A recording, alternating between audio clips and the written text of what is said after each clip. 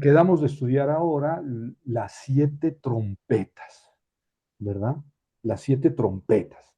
Lo que hemos visto es primero las 7 cartas que se envían las 7 iglesias de Asia Menor del Apocalipsis, y luego vimos los 7 sellos.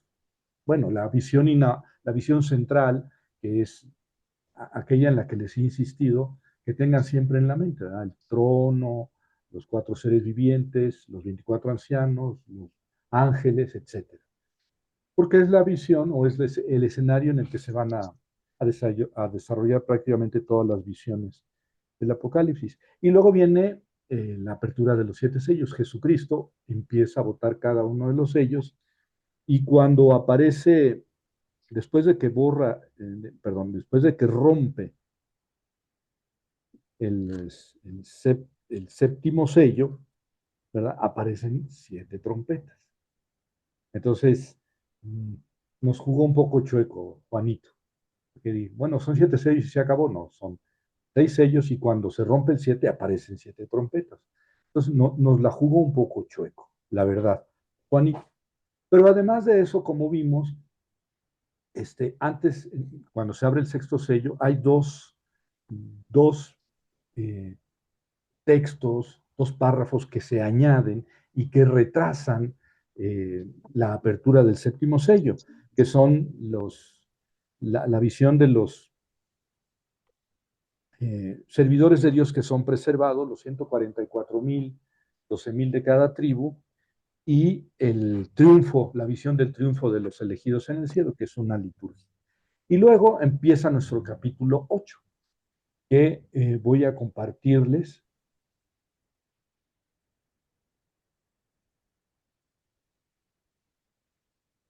Voy a compartirles para que sigan ustedes el texto con con mayor precisión. Ese es el documento que ya les había enviado. Claro que ahora les hice algunas correcciones, así que no se extrañen si hay algo que no está exactamente igual al texto que les había enviado. Pero así soy yo. Siempre que estoy dando un curso estoy arreglando todo y retocando sin parar. Y entonces dice en el capítulo 8, cuando abrió el séptimo sello, ¿quién abrió? Jesucristo. Recuerden que al principio, en la primera visión, decíamos, bueno, dicen ahí en la visión, nadie puede abrir, romper los sellos del rollo, nadie, solamente Jesucristo. Es diferente, por ejemplo, las trompetas. Ahí las trompetas las van a tocar 7 ángeles, pero los sellos los rompe siempre Jesucristo. Cuando rompió el séptimo sello hubo un silencio como de media hora.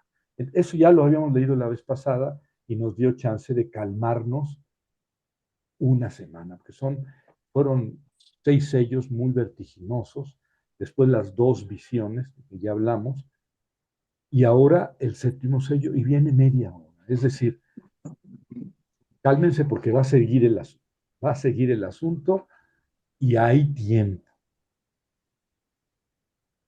Y entonces ya viene, a partir del versículo 2, la visión de los 7 ángeles con las 7 trompetas.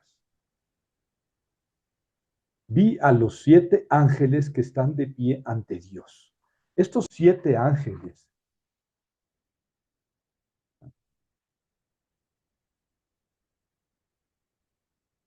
estos 7 ángeles que están de pie ante Dios son los ángeles de la presencia, que están ante la faz de Dios. En la visión inaugural no se habla de estos 7 ángeles, se habla del el trono del Cordero, los 4 seres vivientes, los 24 ancianos y luego los millones de ángeles. Pero no se habla de estos 7 ángeles. Bueno, aquí se introducen 7 ángeles que están de pie ante Dios. Son los ángeles, porque están de pie ante Dios, se les llama los ángeles de la presencia. Ya veremos algunos otros textos en que se habla de ellos 7. Llegó otro ángel, otro ángel que puede ser, bueno, y se puso de en pie ante el altar con un incensario de oro. El altar es el altar del incienso. Ya hemos comentado que en el templo de Jerusalén había 2 altares. Uno que estaba inmediatamente afuera del templo, que era donde se quemaban los animales o parte de los animales en el sacrificio, y el altar que estaba dentro del templo, enfrente del Santo de los Santos, en el lugar llamado Santo, donde estaba el candelabro de los 7 brazos, la mesa de los panes de la proposición, estaba también un altar, el altar del incienso. De modo que en el templo de Jerusalén había 2 altares. Sin embargo, Juanito en el Apocalipsis siempre habla de el altar, ¿verdad? Entonces, pues ya no, parece que él resume los 2 altares en uno solo, porque desde luego que cuando Juanito está escribiendo el Apocalipsis, ya no existe el templo de Jerusalén. Recuerden ustedes que el templo de Jerusalén fue destruido por Tito, y ese nombre no se les va a olvidar nunca jamás por esto que les voy a contar, porque su papá le decía mi hijo Tito. Ya con eso no se les va a olvidar nunca. ¿Quién fue el que destruyó el templo de? Bueno, resulta que siendo emperador de Roma, Nerón, los judíos se revolvieron, se levantaron contra el imperio romano, buscando la independencia, el año 66 después de Cristo, 36 años después de la muerte de Cristo. Y esa revuelta duró hasta el año 70, porque vino Vespasiano, un gran general del ejército romano, fue enviado por Nerón para sofocar la revuelta judía, lo que se llama la primera revuelta judía. Eh, Vinieron 3 emperadores, porque murió Nerón, y vinieron 3 emperadores que reinaron en el mismo año los tres. Galba, Vitello y Otón. Galba, Otón y Vitello. Creo que son los 3 nombres. El caso es que son 3 emperadores que ninguno llegó a reinar más de 8 meses, ¿no? Los 3 en el lapso de un año. Y entonces los ejércitos de Vespasiano, cuando estaba sitiando y Palestina a los judíos, lo proclamaron emperador. Entonces Vespasiano fue a Roma y recibió el imperio. Y entonces dejó a su hijo Tito encargado de terminar la sofocación de la revuelta de los judíos. Y Vespasiano, digamos que inauguró una nueva dinastía en el Imperio Romano, la dinastía conocida como los Flavios, que fueron Vespasiano, Tito y Domiciano, los 3 muy importantes, porque eh, Tito fue el que sitió Israel, bueno, sitió Jerusalén y destruyó el templo de Jerusalén en el año 70. eh, Murió, creo que en el año 80 y tantos, ya entrados los 80, temprano, no me acuerdo, en los 80 murió Vespasiano, parece que lo mató su hermano Domiciano, ¿verdad? Otro hijo de Vespasiano. Eh, y Domiciano fue emperador hasta el 96. O sea que Juanito debió estar escribiendo el Apocalipsis bajo el imperio de Domiciano, porque Domiciano sí que se puso a perseguir a los cristianos, ¿eh? Sí hizo persecución.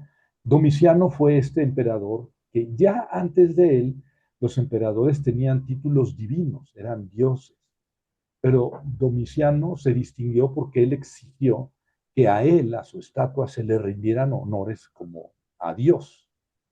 Y precisamente las iglesias mencionadas en el Apocalipsis, las 7 iglesias a las que se les dirigen las 7 cartas, se distinguía por el culto al emperador, a Domiciano. Y entonces el Apocalipsis tiene ahí un matiz sociológico, político, de resistencia, ¿eh? No es un libro netamente espiritual de que, ay, pórtate bien y Dios te va a salvar y está en tu alma y en tu corazón. No, no. Sí, eso sí, pero tiene además un aspecto político de resistencia. No es Dios el emperador Domiciano. Entonces ya saben quién fue el que destruyó el templo de Jerusalén, Tito, aquel a quien cuyo papá le decía mi hijo Tito. Aunque en español no se lo decía, se lo decía en latín y ya no funciona el asunto. Pero bueno, ya con eso no se les va a olvidar. Entonces, Juan no está reproduciendo aquí, o sea, en su visión, no está reproduciendo tal cual el santuario que él conoció, porque ese santuario ya estaba destruido. Y entonces esos dos altares, el de los holocaustos y el del incienso, parece que Juan los unifica en un solo altar, porque él no dice que sea el altar del incienso, ¿no? Y ni el altar de los holocaustos. Eso nunca lo aclara.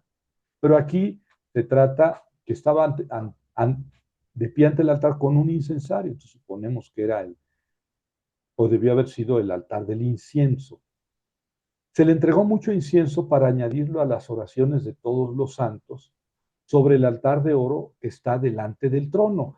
Y entonces ya tenemos otra visión, un complemento de la visión inaugural, porque delante del trono pues no había ningún altar de oro. ¿Lo recuerdan? Estaba el trono brillante, el cordero como degollado, los cuatro seres vivientes, los 24 ancianos, etcétera. Y aquí aparece pues el altar. Bueno, ya había aparecido antes, acuérdense que los mártires debajo del altar dicen, Señor, ¿hasta cuándo? ¿No? Eso cuando se abre el quinto sello, ¿se acuerdan? Se abrió el quinto sello y los mártires, o sea, los muertos, los que han dado su vida por Cristo, dicen, Señor, ¿hasta cuándo?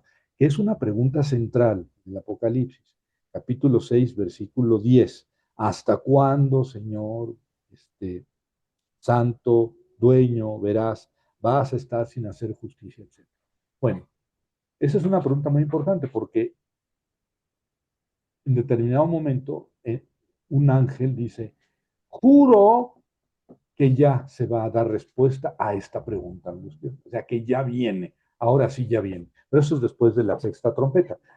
Eh, Aquí estamos iniciando las trompetas, pero antes de las trompetas hay un ángel a quien se le da mucho incienso para añadirlo a las oraciones de todos los santos. Se entiende como para purificar las oraciones de los santos, no solamente de los que han muerto, de los que están vivos, ¿verdad? Pero que dicen a Dios, Señor, ¿hasta cuándo? Porque están sufriendo, ¿verdad? Y, y entonces el humo del incienso con las oraciones de los santos, por medio del mano del ángel, subió a la presencia de Dios. ¿Eh? Ahí está. Recuerden que en la historia de Tobit, este, Tobit en su desesperación le pide a Dios la muerte, porque él era ciego y, en fin, se llevaba muy mal con su esposa y en determinado momento discutió con su esposa y luego se deseó la muerte, pero él no podía matarse porque era muy piadoso. Y entonces le dice a Dios, Señor, si no me quieres matar, por favor, eh, haz, hazme, o sea, no me acuerdo, pero no le dice, cúrame. Pero en fin, él se desea la muerte y le pide a Dios que lo mate. Y al mismo tiempo, muy lejos de ahí, Sara era hija única, pero había sido entregada a 7 varones en matrimonio, pero el demonio Asmodeo, que la amaba, estaba muy celoso de ella y no permitía que nadie la tocara. Entonces, cuando el marido la primera noche de bodas quería acercarse a la tal Sara, el demonio lo mataba. Bueno, el caso es que se presentan los dos casos en el libro de Tobit, el caso de Tobit y el caso de Sara, y luego se dice que sus oraciones fueron presentadas ante Dios y que Dios las escuchó. Y aquí está el ángel. Al final del libro de Tobit, el ángel Rafael le dice, yo fui el que llevé las oraciones de Sara y de Tobit a Dios. Entonces, tiene sentido estos, y ese es un ángel de la presencia. ¿Eh? Los ángeles de la presencia son 7 y uno de ellos es Rafael, ¿verdad? Eh, aquí no se dice que sea uno de los ángeles de la presencia, se dice solamente otro ángel, ¿verdad? Pero dado que tiene esta función de llevar las oraciones de los fieles a Dios, bueno, pues suponemos que es un ángel de la presencia y conocemos a uno por el relato que les acabo de hacer, que es Rafael. El ángel tomó el incensario, lo llenó con el fuego del altar y lo arrojó a la tierra. Hubo truenos, estruendos, relámpagos y terremotos. O sea, es manifestación de que algo grandioso va a suceder. Los 7 ángeles que tenían las 7 trompetas se prepararon para tocarlas. Ahí está la introducción de las 7 trompetas. Miren, aquí les puse los nombres de algunas tradiciones judías. Miguel, Rafael y Gabriel, que son los más famosos. En Lucas 1:17 se habla de Gabriel. Y les voy a leer, bueno, así empieza el Evangelio de Lucas, pero no está de más recordarlo. Dice así en Lucas 1:19.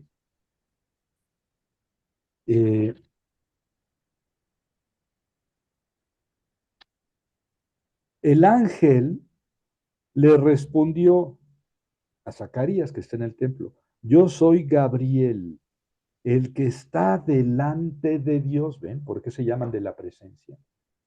El que está delante de Dios, y he sido enviado para hablarte y anunciarte esta buena noticia.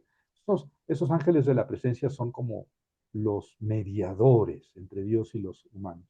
Y ahí en Lucas 1:19 se habla de Gabriel, ¿verdad? Ya les hablé algo de Rafael, y nuestro texto va a mencionar a Miguel, el que ya he hablado en alguna ocasión.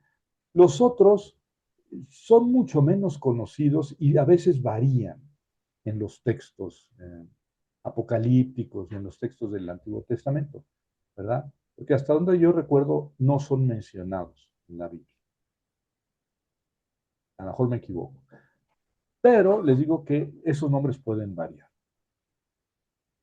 Tal vez sean los mismos que se mencionan en 15:6, los que llevan las 7 copas, ¿verdad? Porque después de 7 trompetas vienen 7 copas. Y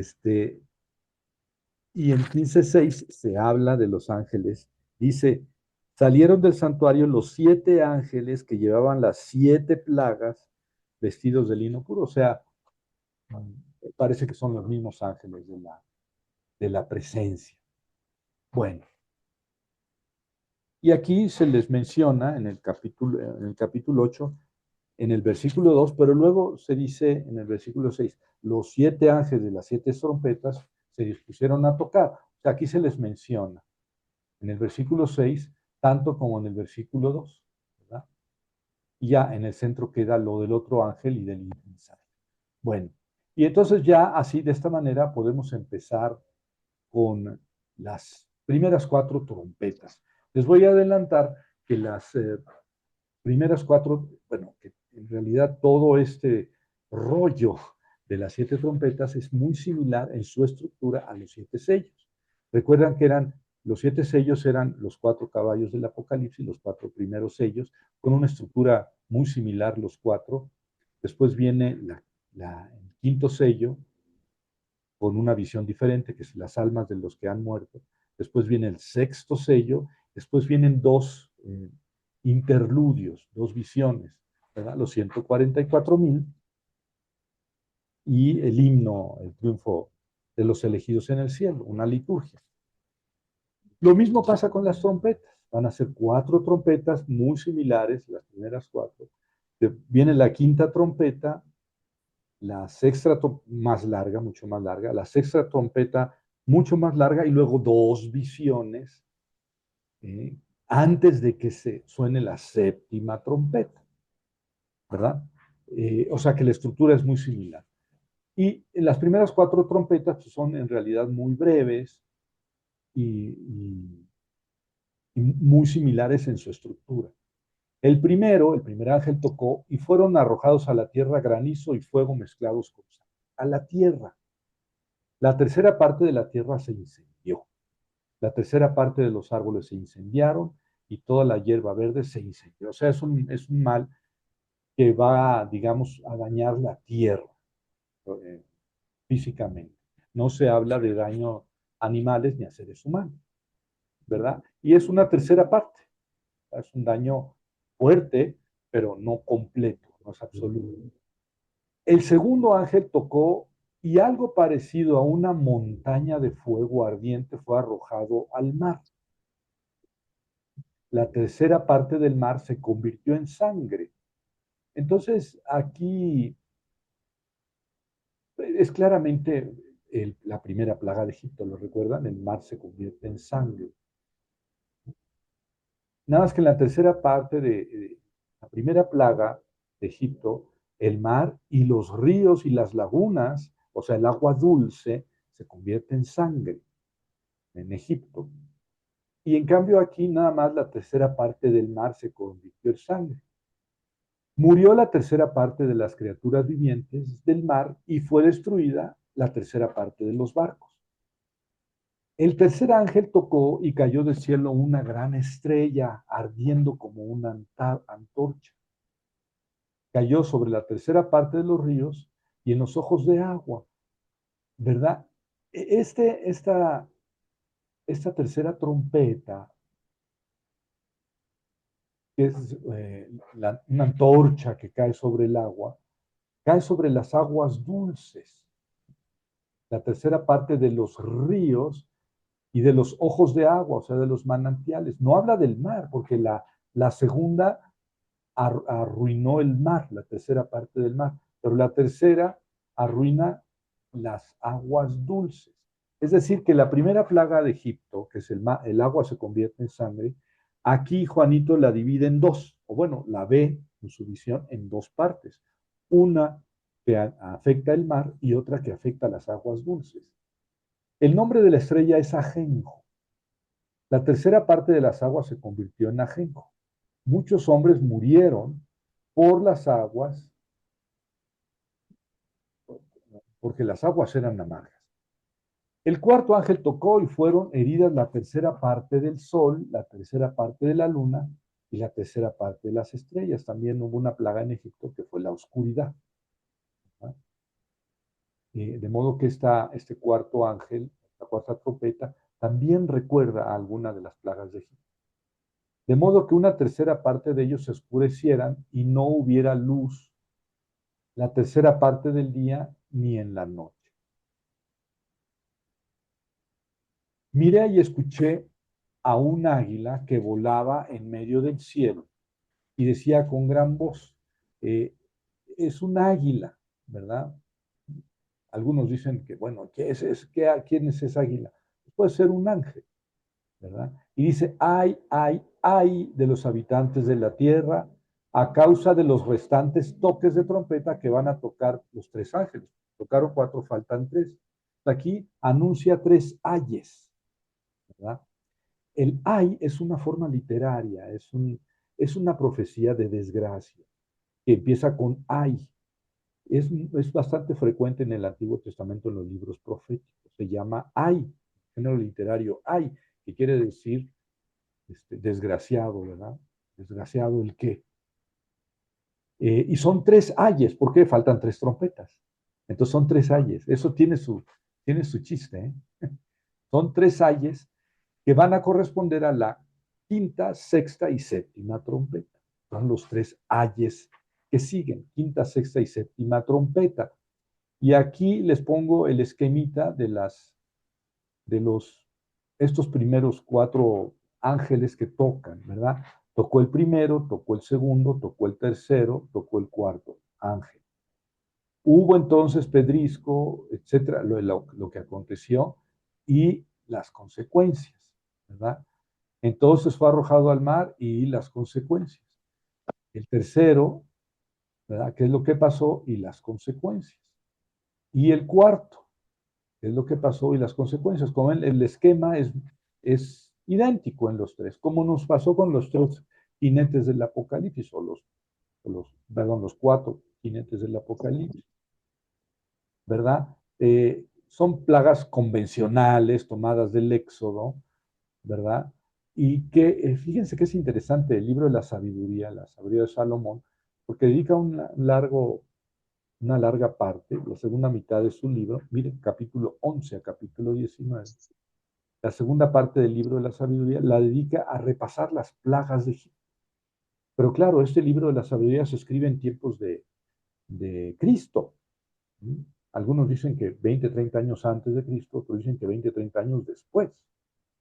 No es un libro cristiano, es un libro judío, escrito por judíos en Alejandría, en griego, pero habla de las plagas de Egipto de una manera mucho más poética y mucho más teológica que en el Éxodo. Vale la pena leerlas, aquí no podemos tomar tanto tiempo, pero es bello como las cambia, no son las mismas plagas ni en el mismo orden. Bueno, y entonces ya hablamos de, el anuncio de una trompeta es clásico en la literatura apocalíptica, anuncia una, pero ni siquiera en la literatura apocalíptica. Lógicamente, la trompeta en una ciudad pues anuncia peligro, ¿verdad? Cuando suenan las trompetas en una ciudad, quiere decir, viene un ejército, viene alguien, viene una brigada de personas desconocidas, etcétera. Entonces señalan alarma. Y ese es el sentido de que cada una de las trompetas eh, señales determinada alarma. Bueno, aquí les pongo una explicación más detenida, y luego viene el primer ay, que es la quinta trompeta, ¿no? La quinta trompeta, pero dijo, vienen tres ayes. Entonces aquí está el primer ay, que es la quinta trompeta. Esta quinta trompeta se explica de una manera más larga, lo mismo que pasó con los sellos, con el sexto sello, con el quinto sello. El quinto ángel tocó, vio una estrella que caía del cielo a la tierra, se le entregó la llave del pozo del abismo. Este versículo es enigmático y tiene dos interpretaciones opuestas. Bueno, opuestas en cierta forma. Una estrella que caía del cielo a la tierra, pues es un ángel, es un ángel, es un ángel bueno, puede ser uno de los ángeles de la presencia. Y se le entrega la llave del pozo del abismo, se le entregó, ahí tienen un pasivo teológico. ¿Quién le entregó la llave? Pues Dios, Dios. ¿Y qué quiere decir que se le dio la llave del pozo del abismo? Pues que Dios permite que aquellos que están encerrados en el abismo salgan. ¿Cómo que se escaparon esos que estaban en el abismo? Son ángeles malos. Esos sí son ángeles malos, los que están en el abismo encerrados. ¿Y quién los soltó? Pues Dios, ¿no?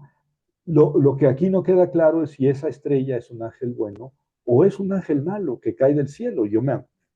Todos tenemos en la mente esa batalla apocalíptica que viene en el capítulo 12 de Miguel contra el dragón, contra el jefe de los ángeles malos. Y Miguel lo arroja del cielo.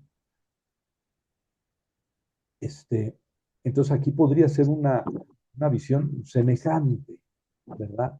Una estrella que caía del cielo a la tierra, pues a lo mejor es la misma visión de Miguel arrojando al dragón. Entonces, esta estrella que cae del cielo es el dragón, Satanás. Pero aquí no dice, a lo mejor es un ángel bueno, a lo mejor es un ángel malo. Pero digo, lo más importante es que Dios lo tiene todo controlado. Se le entregó la llave, Dios le entregó la llave. Al séptimo, al otro Sea un ángel. ángel bueno o un ángel malo, es Dios el que le permite actuar. Bueno, abrió el pozo del abismo. Esta estrella que cae del cielo abre el pozo del abismo y subió humo del pozo, como humo de un gran horno. Es la quinta trompeta. Se oscurecieron el sol y el aire por el humo del pozo, o sea, el pozo del abismo. Vemos que el abismo no es el Sheol, no es el Hades.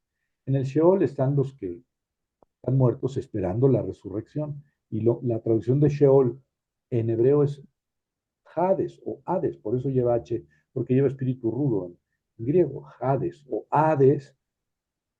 Es la, pero el abismo es el lugar donde están los prisioneros celestiales, los malos espíritus. Entonces, esta estrella abre el pozo del abismo y sale un gran humo de, como de un horno, o como humo de un horno. Del humo salieron langostas sobre la tierra. Se les dio poder como el que tienen los escorpiones de la tierra. O sea, aquí la palabra langosta pues nos habla de una multitud. Yo no sé si ustedes han visto una invasión de langostas. En México ya prácticamente no hay, pero hay lugares y más desérticos y más pobres donde las plagas de langostas vienen como nubes. Se oscurece el cielo porque son nubes de animales de este tamaño, grandotes, fuertes las langostas, y se comen todo. Me ha tocado a mí ver la invasión de hormigas. Una vez estaba en una misión en el cerro y la señora donde nos hospedamos dijo, ahí vienen las hormigas. Y entonces nos tuvimos que salir los que estábamos ahí corriendo, porque son millones de hormigas y grandotas de las que pican. Entonces solamente puso algunas cosas en una cazuela con agua, o sea, la cazuela con agua y luego arriba otra cazuela, porque ahí no se meten las hormigas. Eh, pero nos tuvimos que salir nosotros y pasaron las hormigas y en cierta forma, dijo la señora, es bueno porque matan todo bicho, toda araña, toda cucaracha que exista, la matan. Es nadie puede resistir, marabunta, nadie puede resistir esas hormigas. Bueno, la, la langosta es tremenda porque acaba con las cosechas. Y son millones de animalitos, millones de animalitos. Entonces, aquí se parecen a langostas, pero tienen poder de escorpión. ¿Eh? Se les ordenó, o sea, pueden matar esas langostas. Se les ordenó que no dañaran a la hierba de la tierra, nada verde. O sea, son unas langostas raras que no van a comer nada verde, ningún árbol, solamente a las personas que no tuvieran el sello de Dios en sus frentes. ¿Se acuerdan que se sellaron 144,000, ¿verdad? Y entonces los que no tuvieran el sello de Dios, iban a ser picados por los escorpiones. No se les permitió matarlos, sino atormentarlos por 5 meses. Parece que aquí 5 meses se refiere a que la vida de una langosta es más o menos 5 meses. Viven poquito. Y el escorpión allá en Palestina no es mortal el piquete, como los escorpiones comunes aquí en México son esos negritos, pues pican y duelen, y pueden generar calentura y mucho malestar, pero no matan, o no siempre. El alacrán güerito es el mata.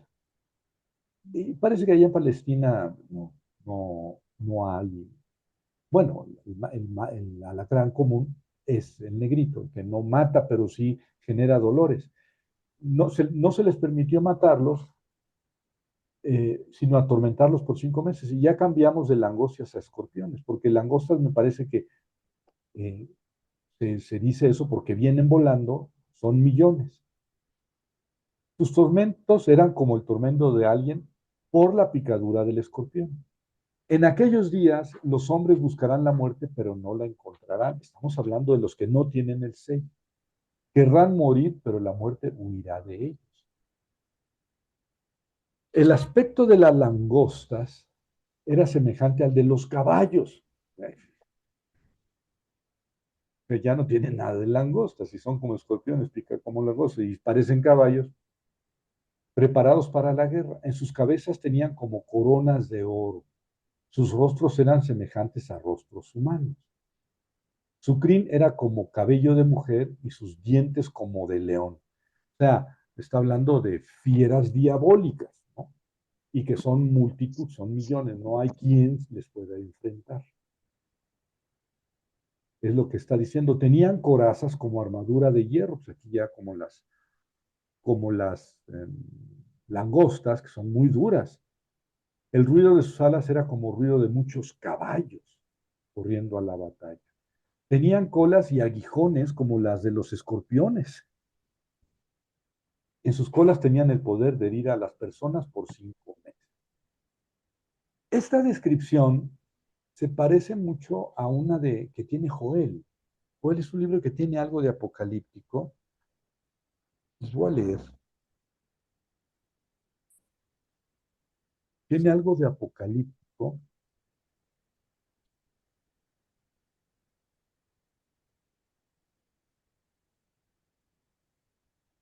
Y tiene la descripción de un ejército como si fueran escorpiones. Es muy breve, se lo voy a leer unos versículos. Fíjense esta descripción. Es que parece que Juanito está viendo algo muy semejante a lo que vio el profeta Joel. Claro, el profeta Joel allá 400 años antes de Cristo. Fíjense, les leo la visión de Joel. Delante de él devora el fuego, detrás de él abraza la llama. Ante él la tierra es un paraíso, tras él un desierto desolado. Cuando pasa arrasa con todo. No deja escapatoria. Su aspecto es de corceles, de jinetes que galopan. Su estrépito es de carros que saltan por las cimas de los montes, como el crepitar de la llama de fuego que consume la hojarasca, como un ejército poderoso en orden de batalla. A su vista tiemblan los pueblos, todos los rostros mudan de color. Corren como valientes, como guerreros escalan las murallas. Cada uno avanza en su puesto sin descomponer las filas.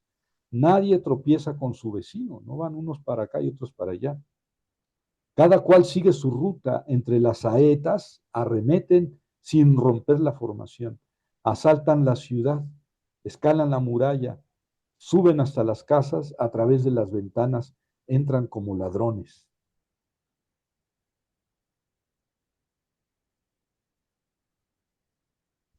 ¿No? Y empieza ese capítulo 2 diciendo, toquen la trompeta en Sion. O sea, viene un ejército que, bueno, es descrito de manera similar a como la Eh, describe Juan, es un ejército invencible. Aquí en Juan, desde luego que es un ejército sobrenatural, diabólico. Allá Joel habla de un ejército pues, poderosísimo, invencible, pero aquí se habla de un ejército demoníaco. Si me permiten, Javier, sí, Jerónimo. Joel, ¿qué? ¿Qué Joel 2, capítulo? Joel 2. Bueno, y en el en el versículo 11 dice, ese ejército tiene como rey al ángel del abismo.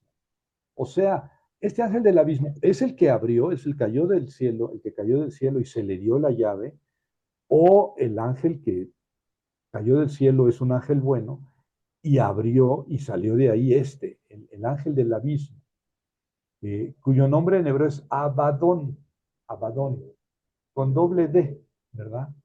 Abadón, del verbo abad, que quiere decir perecer, morir. Entonces, Abadón quiere decir destrucción, destrucción, o sea, muerte, aniquilación. Es el nombre del ángel del abismo. Y en griego su nombre es Apolión, Apolión, del verbo apolio, que quiere decir matar, matar. Este, entonces es más o menos la traducción correcta. De hecho, la palabra Abadón en griego, estuve viendo en el Antiguo Testamento se utiliza 5 veces la palabra Abadón. 4 veces se traduce con apoleia, apoleia, muerte, destrucción, apoleia. Y en la otra, la quinta vez no se traduce, simplemente, no es que se traduzca de otro modo, no se traduce. O sea que en hebreo así se llama, Abadón, les digo, aparece 5 veces en el Antiguo Testamento y siempre con apoleia, muerte, en griego. Este, y aquí sí, claro, que hace una alusión al nombre de Apolo. Apolo.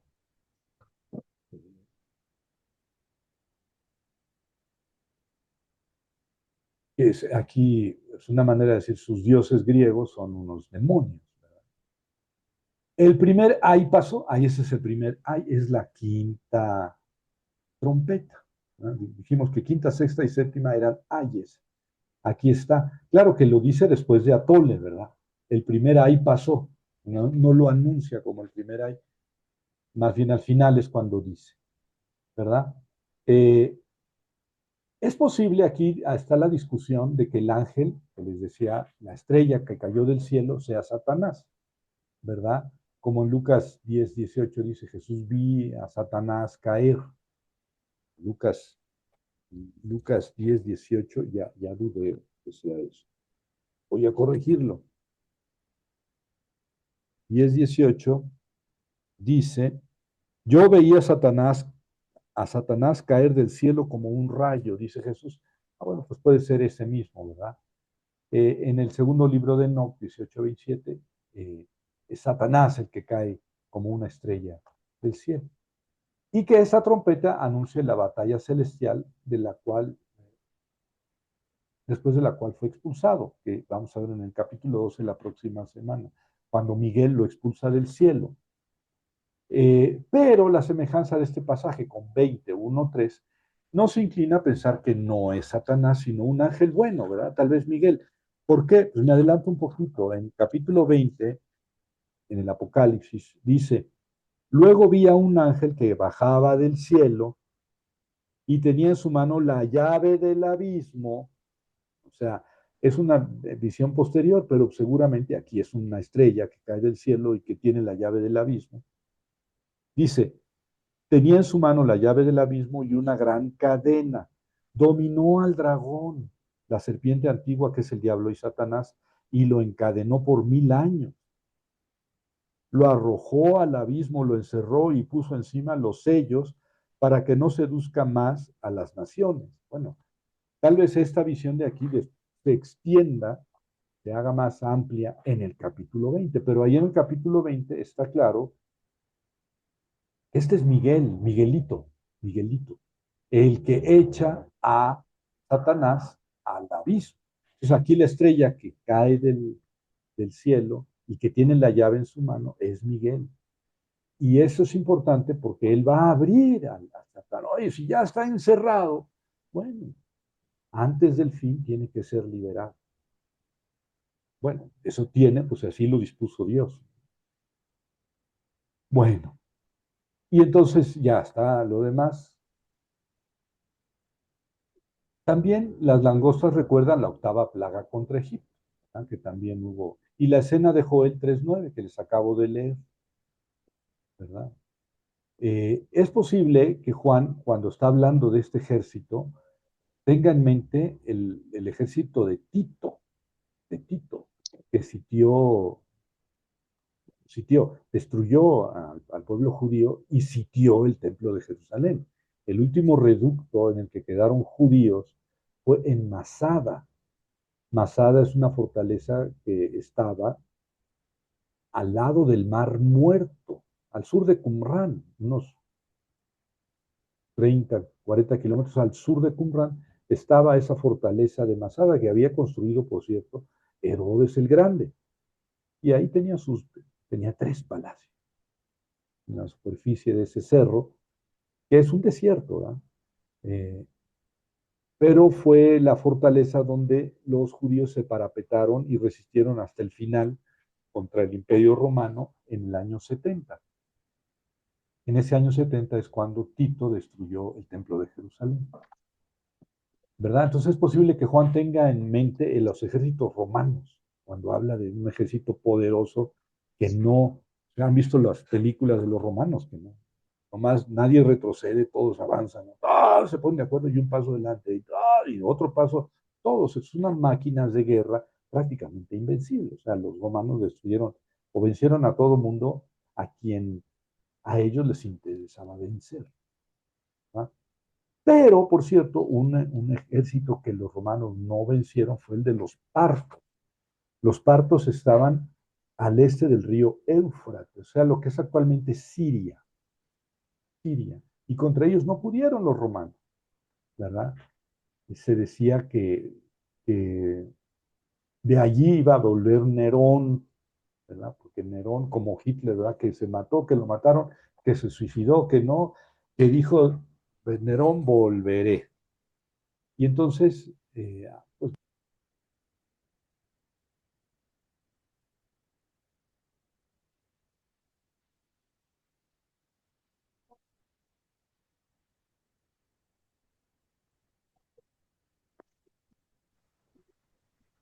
Profe, Javier, se te fue el audio. Ya no lo escuchamos.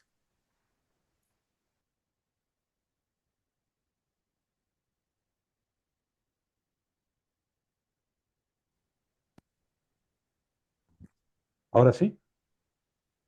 Sí, Bueno, Sí, ya está, profe. apreté algo que no debí. Gracias, Alejandro.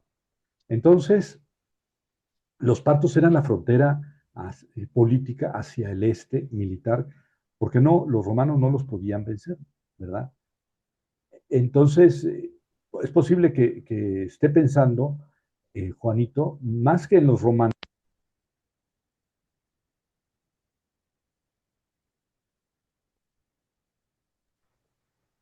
No sé, Otra vez se le fue audio, maestro. se te volvió a ir el audio, profe.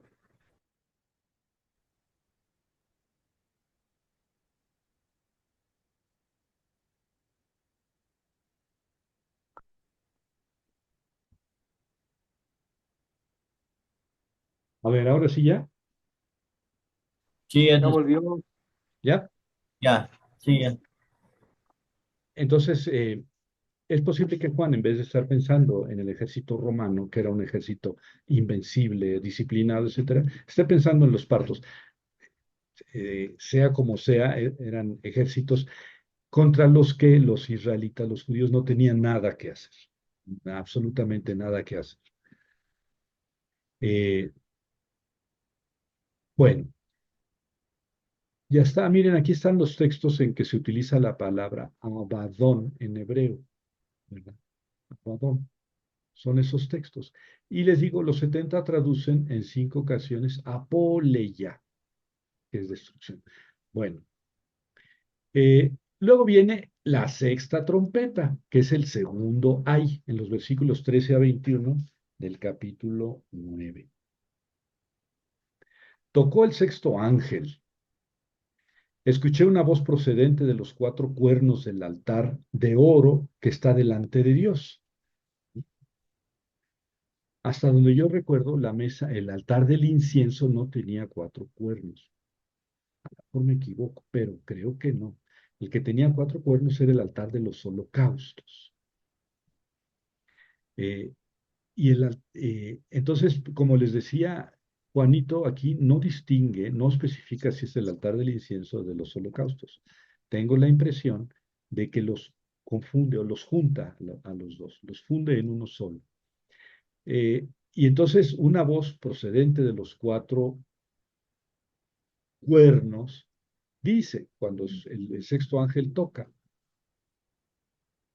el sexto ángel dijo al que tenía la trompeta, suelta a los 4 ángeles que están atados junto al río Éufrates. Aquí, poco confuso.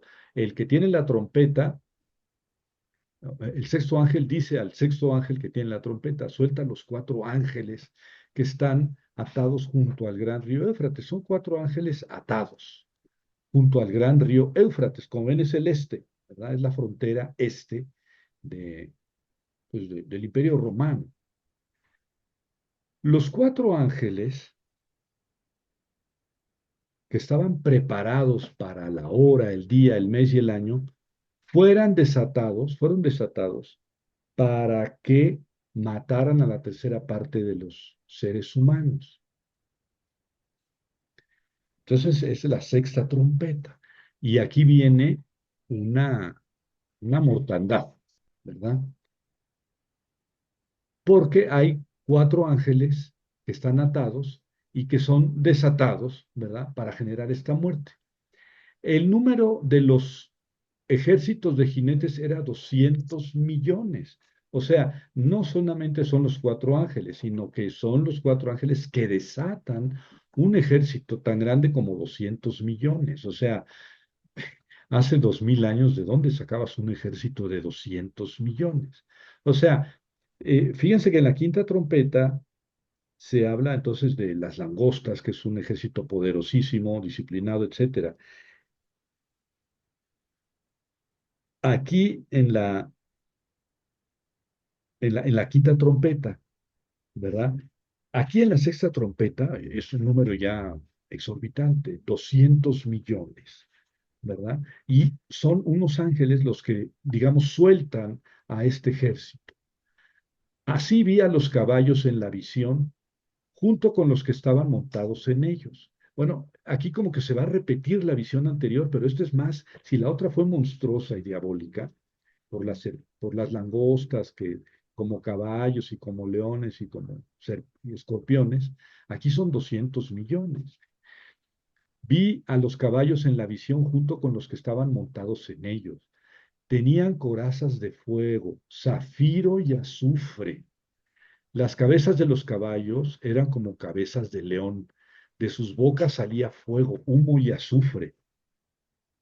La tercera parte de los seres humanos murió a causa de estas plagas por el fuego, el humo y el azufre que salían de sus bocas. Pues el poder de los caballos estaba en su boca y en sus colas, pues sus colas eran como serpientes, ¿no? Tenían cabezas y con ellas herían. El resto, imagínense un ejército así conformado por 200 millones. El resto de los seres humanos, los que no murieron por estas plagas, no se convirtió. Este detalle es un detalle importante. No se convirtió. Quiere decir que muy probablemente estas plagas afectaron a los que no tenían la marca, el sello de Dios, es decir, a los malos.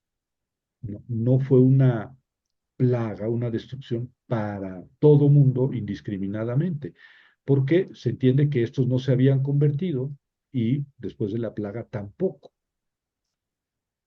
eh, no se convirtió de las obras de sus manos, ni dejaron de adorar a los demonios y a los ídolos de oro, plata, bronce, piedra y madera que no pueden ver, oír ni caminar. Tampoco se arrepintieron de sus homicidios, ni de sus hechicerías, ni de sus impurezas sexuales, ni de sus robos, de sus pornellas, yo traduzco así como impurezas sexuales, ni de sus robos, o sea, son los que no aceptan pues a Dios y dirigirse conforme los mandatos de Dios. Ya, entonces, esta es la sexta trompeta y es lo que pasa. Es un ejército que impresionante. Si el otro, el anterior, de la quinta trompeta era imposible de vencer, este es un ejército absolutamente este, indestructible, sobre todo por su cantidad, 200 millones. Y entonces aquí es el sexto sello, ¿verdad?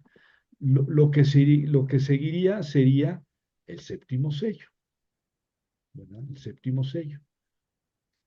Eh, pero ¿qué pasa? En vez del séptimo sello, vienen ahora dos visiones, en el capítulo 10. Son dos visiones.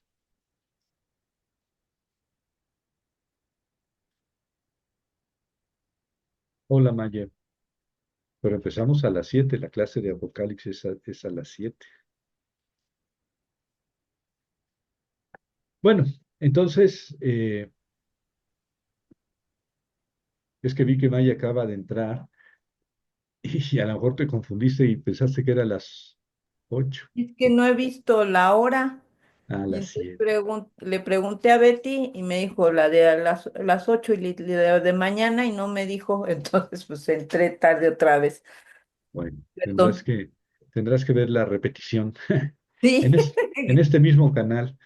sí, Los jueves gracias. la clase es a las 7, de 7 a Ok, 9, porque ahora como sí ya son me 2 queda horas, claro. Es que como no veo allí la liga, sí, no les entonces, puse la liga. sí, Bueno, veo gracias. que, ¿cómo van?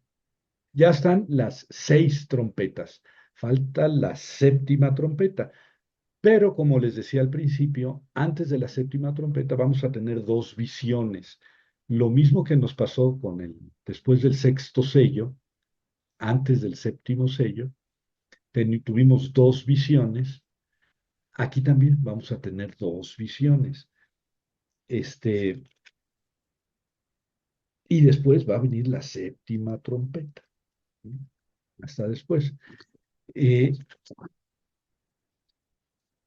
Después de la séptima trompeta van a venir unas visiones que en cierta forma interrumpen los ciclos de siete, porque digamos que los ciclos de siete son siete sellos, siete trompetas, siete copas y luego, perdón, siete sellos, siete trompetas, que son las que estamos, y luego siete copas. Esos serían los tres ciclos claros del Apocalipsis. Pero después del ciclo de las siete trompetas hay siete visiones que sin embargo nunca se presentan así como siete visiones. No, más bien las contamos y, pues son más o menos siete, entonces decimos, es que son siete visiones. Pero en cierta forma interrumpen el hilo del Apocalipsis y esto nos hace pensar que a lo mejor no fue escrito todo de un jalón por Juanito, sino que escribió, yo creo que originalmente siete sellos, siete trompetas y siete copas. Y luego insertó las visiones de los capítulos 12, 13 y 14 y las siete cartas. Al principio, bueno, ya hablaremos al final del curso de cómo se fue construyendo el Apocalipsis. Hay muchas teorías. Pero bueno, aquí por lo menos es claro que después de los seis sellos hay dos visiones y después de las seis trompetas hay dos visiones, que son las que vamos a ver en este momento. ¿Tienen hasta aquí algún comentario, pregunta?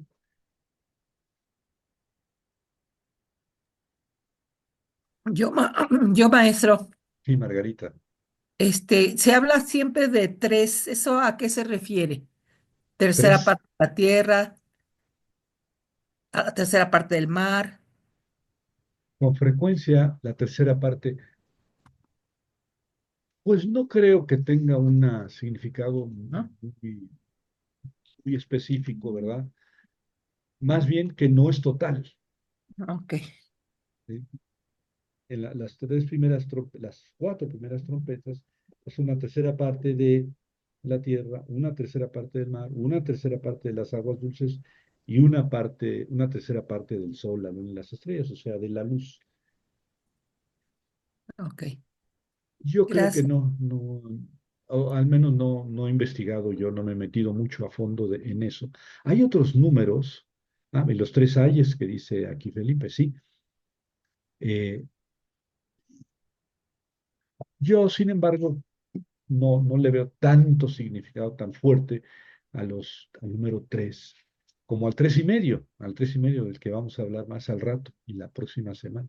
El tres y medio sí tiene un significado muy claro, como el 7, ¿no? El 7 es la perfección, es la completud, es eh, los siete espíritus de Dios, pues es el espíritu de Dios. Los siete ojos es la sabiduría de Dios, implica la perfección, la completud.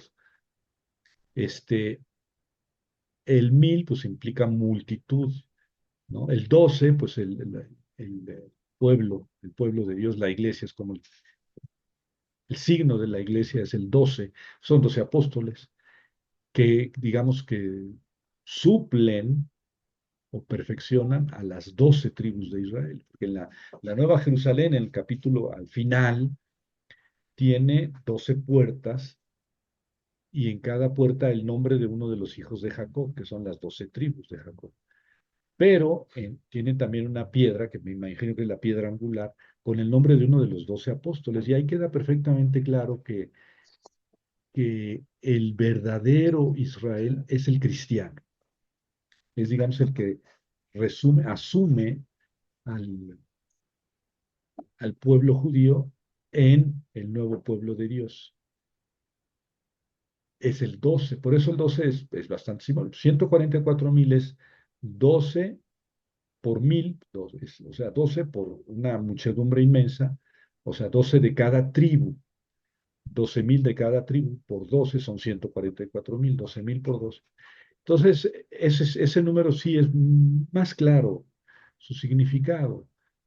Eh, el 7 también, el 3,5 lo vamos a ver que también es muy común y también tiene mucho sentido, rastreable.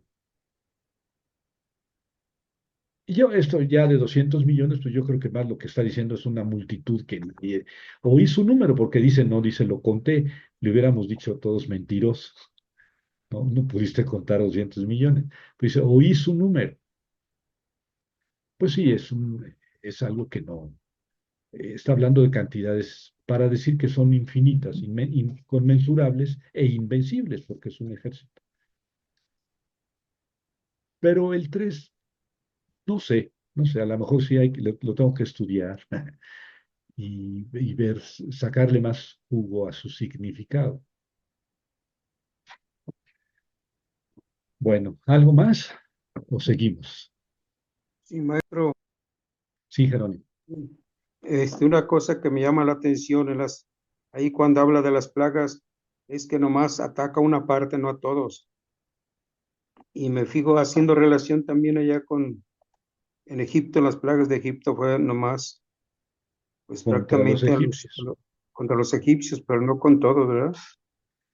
no contra los, Creo que eso no sí. contra los israelitas. Israelitas, no, perdón, contra cuando manda a todos las plagas. Sí, Y la otra cosa que también me llama la atención son esos escorpiones o esos animales grandes, ¿no? Terribles. Quizás pues diabólicos. diabólicos, ¿verdad? Sí, porque no están descritos como seres, como animales, ¿no? Yo sí digo, son búfalos tremendos irredentos y salvajes, bueno, pues ya son búfalos, ¿no? Pero no, aquí son animales diabólicos, o sea, no son criaturas naturales. Sí. Todo. Sí, entonces ya vean que la trompeta quinta y sexta son paralelas, ¿no? Las cuatro primeras, pues vienen descritas de una manera muy sencilla, muy similar, como nos sucedió con los cuatro primeros sellos. La quinta y la sexta son ya más largas, más elaboradas, como nos pasó con el quinto y el sexto sellos. Y también, como nos pasó después del sexto sello, vienen dos visiones. Aquí también vienen dos visiones después de la sexta trompeta y antes de la séptima. Entonces vamos, si quieren, a eso o alguien quiere hacer algún comentario.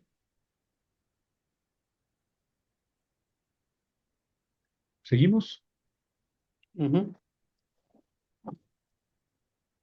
Bueno, entonces aquí tienen el capítulo 10, el capítulo 10 es el pequeño librito, es un librito, de eso habla la visión, primero la leemos y luego hablamos de ese pequeño librito, este, que no tiene que ver con ninguno de los sellos, perdón, con ninguna de las trompetas, como nos pasó con las visiones de los que están antes del séptimo sello. ¿Qué hacen aquí estas dos visiones? Pues no queda del todo claro. Daría la impresión de que pudieran estar en cualquier otro lado del Apocalipsis. Pero como no corresponden a ninguna trompeta, ni copa, ni sello, bueno, pues están antes de la séptima trompeta. Dice la visión del pequeño librito, que es el capítulo 10. Nada más son 11 versículos del capítulo, y todas se dedican a esta visión. Vi a otro ángel poderoso descender del cielo envuelto en una nube. Eh, Otro ángel poderoso descender del cielo. Esto ya nos hace pensar pues que el anterior no era el Satán, sino que era Miguel o algún otro ángel poderoso. Bueno, a quien digamos, se le dio la llave para que fuera a liberar al dragón. ¿Cómo se llama? El Abadón o Apolión. Dice, vi a otro ángel poderoso descender del cielo envuelto en una nube con el arco iris sobre su cabeza. Su rostro era como el sol y sus pies como columnas de fuego. Tenía en su mano un librito abierto, ¿no? Parece que es Cristo, ¿no? Pero dice es otro ángel. Entonces, no es Cristo, es un ángel. Tenía en su mano un librito abierto. Ojo, el librito de los 7 sellos lo tiene Dios en su mano. Dios en su mano. y nadie puede abrir los sellos sino el Cordero. Aquí es diferente. Aquí se trata de un libro pequeño que ya está abierto y lo tiene en su mano un ángel. Hay diferencias, ¿verdad? Puso su pie derecho sobre el mar y el izquierdo sobre la tierra. ¿Esto qué quiere decir? Que baja del cielo, un pie en la tierra, otro en el mar, quiere decir está abarcando toda la creación, ¿no? Gritó fuertemente con rugido de león. Cuando gritó, los 7 truenos levantaron también sus propias voces, diciendo, pues aquí hay algo, vamos, importante. Y es una voz de un ángel. Cuando los 7 truenos emitieron su voz, yo me dispuse a escribir, pero oí una voz del cielo que decía, sella lo que dijeron los 7 truenos, no lo escribas. ¿Por qué? ¿Quién sabe? ¿Qué iba a escribir? Porque dice, me dispuse a escribir, ¿qué? A lo mejor Juanito sí entendió, ¿verdad? O vio algo de lo que pasó cuando se oyeron aquellos truenos en el cielo. Dijo, esto también, como lo demás, lo tengo que escribir, pero alguien le dice, una voz del cielo dice, no, no lo escribas. Y ya no lo escribió y nunca nos dijo de qué se trató, ¿eh? No lo podemos imaginar y ya se imaginan ustedes que no, los estudiosos nos ponemos a decir, no, lo que decía ese rollito, ese libro, es esto y esto y esto, porque así hacemos. Pero aquí nunca nos dice cuál es el contenido de ese librito. No lo escribas. El ángel que había visto de pie sobre el mar y sobre la tierra levantó su mano derecha hacia el cielo. Mano derecha, Yamín, Yamín, o sea, el poder. Y juró por el que vive por los siglos de los siglos, el que creó el cielo y lo que hay en él, la tierra y lo que hay en ella, por el mar y lo que hay en él, juró. O sea, por Dios, juró por Dios, por el que vive por los siglos de los siglos, que creó el cielo. Bueno, el ángel jura por Dios. Entonces, eso es algo, por eso los truenos, así ostentosos en el cielo, están indicando algo importantísimo. Y entonces el ángel jura por Dios. Entonces, lo que viene, el juramento por Dios debe ser algo muy importante. En los días de la voz del séptimo ángel, cuando esté a punto de tocar la trompeta, el misterio de Dios se cumplirá, tal como anunció a sus siervos los profetas. Esto es lo que está jurando. Ya se va a cumplir. La voz que había escuchado del cielo me habló de nuevo, me dijo,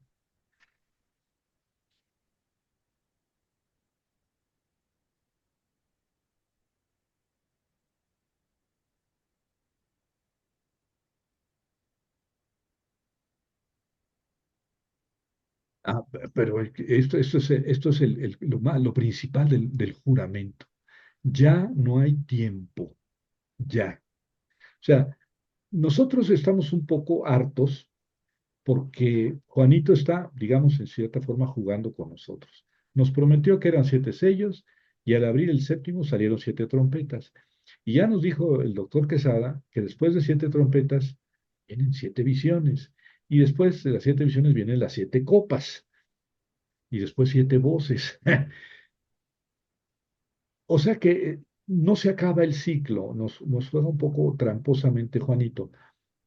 Pero fíjense aquí, después de esta séptima trompeta, de- perdón, desde la sexta trompeta, después de la sexta, antes de la séptima, un ángel dice, jura por Dios que ya no hay tiempo. O sea, se acabó Melitón la canción. Ya. Juro por Dios que ya viene el fin. Se acabó. O sea, es un anuncio importante, un anuncio importante.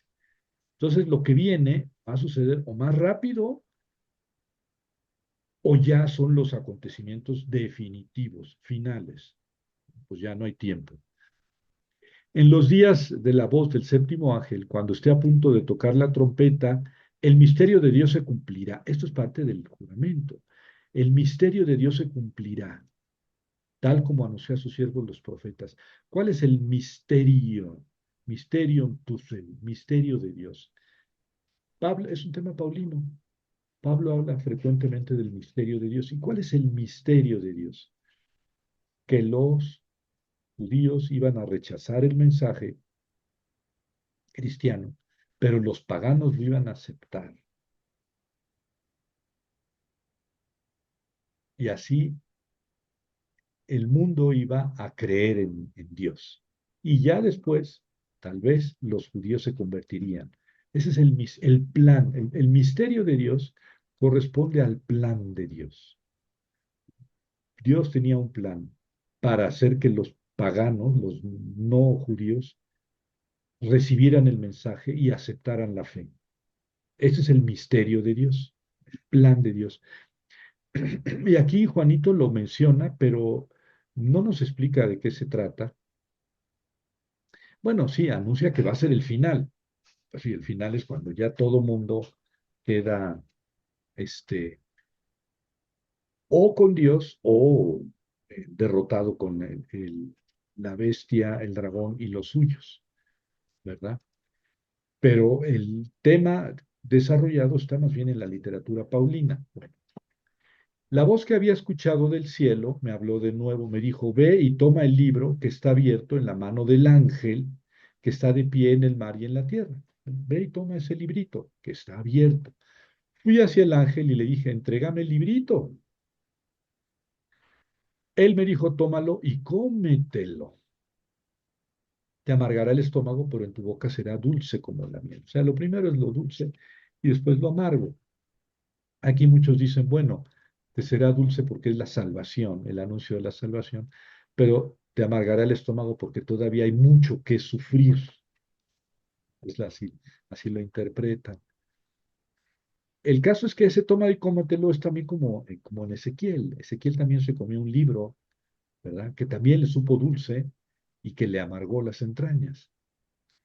Esa la imagen se repite, está tomada de Ezequiel, o más bien es similar a la de Ezequiel. Tomé el librito de la mano del ángel y me lo comí. Cuando me lo comí, en mi boca fue dulce como la miel, pero se me amargó el estómago. Me dijo, es necesario que profetices de nuevo a los pueblos, naciones, lenguas y reyes. Entonces ya nunca nos dijo qué es lo que Juanito entendió con aquello de los truenos y tampoco nos dijo cuál es el contenido del librito. Nunca se nos dijo. Y entonces mm, también nos hemos puesto ahí a pensar, bueno, ¿qué es lo que pudo haber dicho ese librito? Porque pues nunca nos lo manifestaron, nunca nos lo aclaró Juanito. Bueno, eh,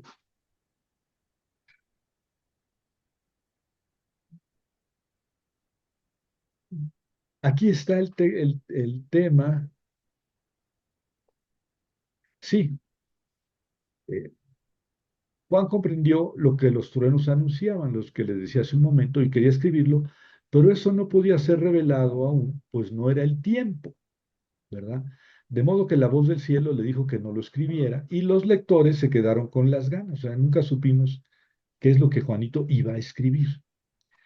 Y luego no nos dijo el contenido del librito, ¿verdad? Tampoco, nos quedamos con las ganas de entender, ¿verdad? El misterio de Dios es un tema paulino y aquí les pongo los textos paulinos que hablan del misterio de Dios en el sentido de lo que les acabo de decir, ¿verdad? Es el misterio de Dios es el plan de Dios.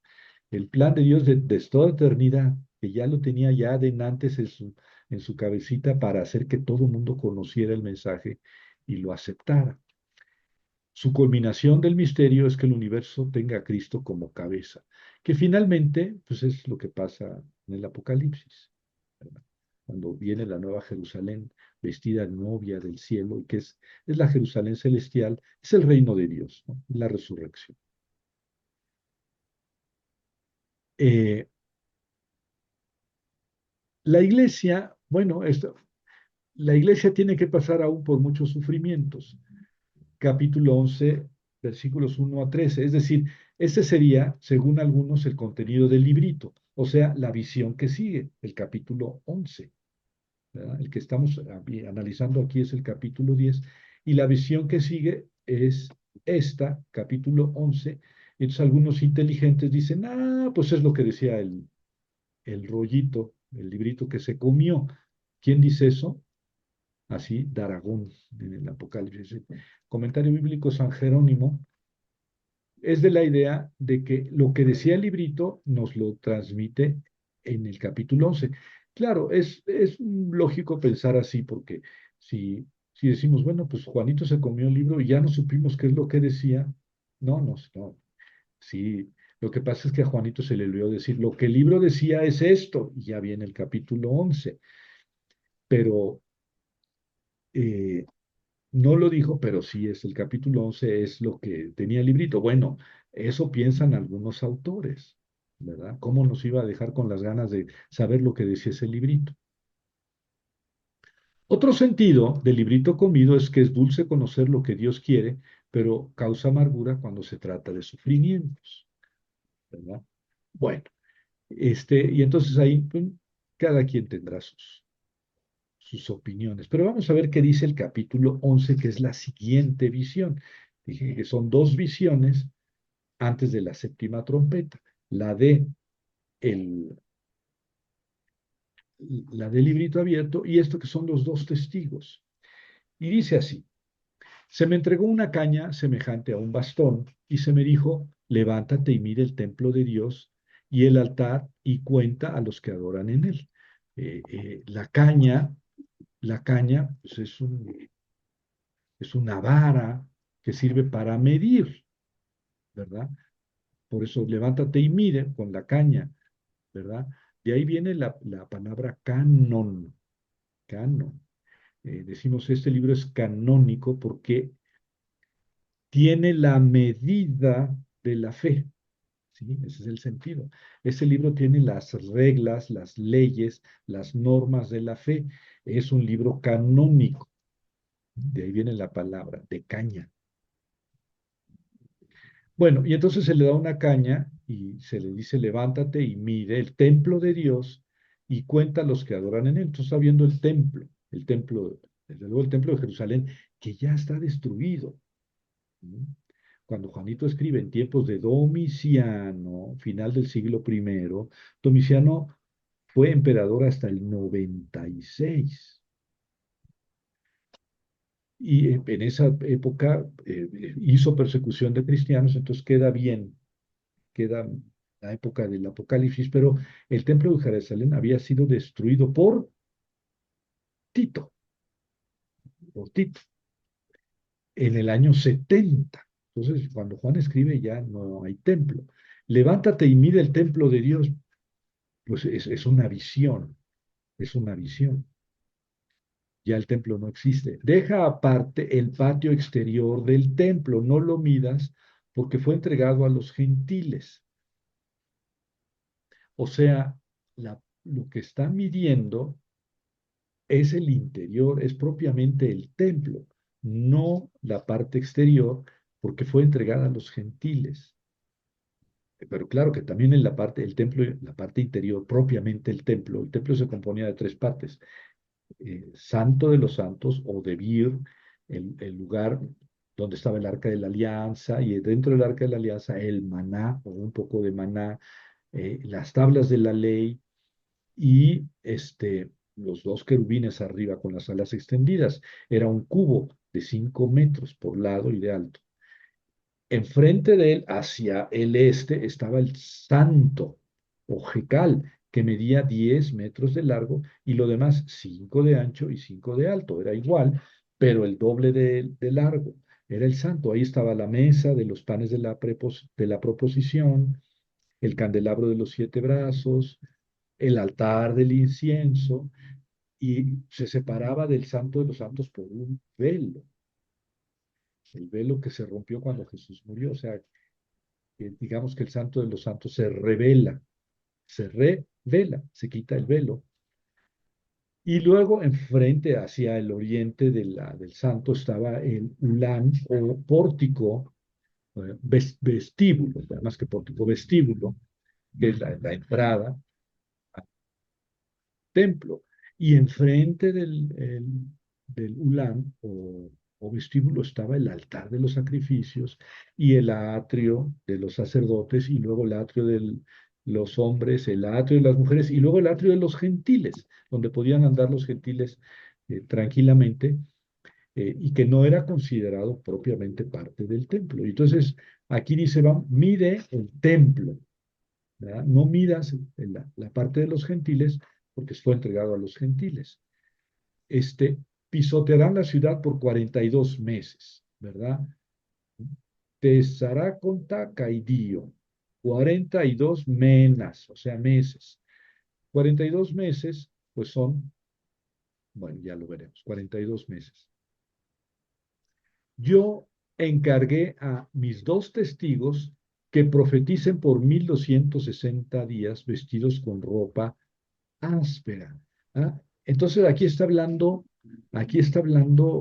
eh, alguien, ¿verdad? Un ángel, Dios o Jesús, que le dice, levántate y mira el templo de Dios, no el atrio de los gentiles, porque va a ser pisoteada la ciudad santa por 42 meses.